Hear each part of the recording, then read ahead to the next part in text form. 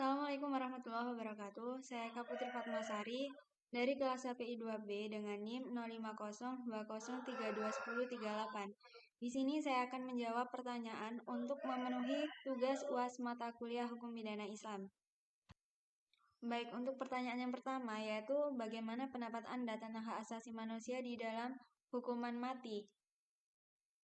Menurut saya, hukuman mati memiliki nilai-nilai universal yang tidak bertentangan dengan hak asasi manusia, karena pelaksanaan hukuman mati ini merupakan perintah undang-undang.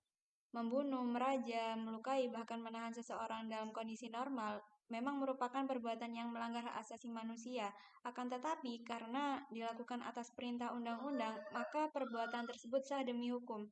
Tentunya dalam menerapkan hukuman mati ini juga melalui proses hukum acara yang teliti dan memperhatikan hal-hal dalam memutuskan hukuman tersebut. Jadi dapat disimpulkan hukuman mati bukanlah pelanggaran hukum karena penerapan hukuman mati sebagai upaya menjaga dan menegakkan hak asasi manusia. Selanjutnya yaitu pertanyaan yang kedua, apa perbedaan pokok antara hukuman mati yang ada di had, qisas, dan takzir? Dalam had, ancaman hukuman mati ditujukan pada pelaku hirabah, al-baghayu, dan riddah.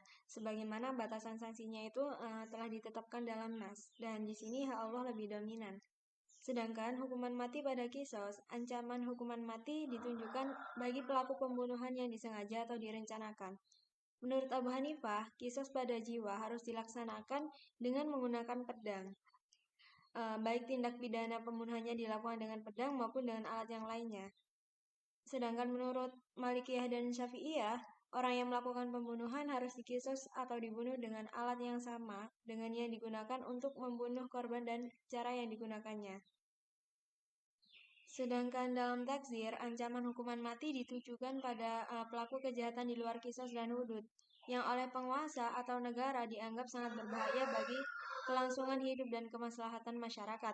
Untuk jarimah takzir, hukuman mati ini diterapkan secara beragam. Hanafiyah membolehkan ulil amri untuk menerapkan hukuman mati sebagai takzir dalam jarimah yang jenisnya diancam dengan hukuman mati apabila jarimah tersebut dilakukan berulang-ulang.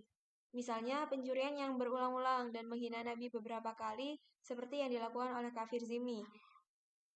Sedangkan Malikiyah membolehkan hukuman mati sebagai takzir untuk jarimah tertentu. Contohnya melakukan kerusakan di muka bumi.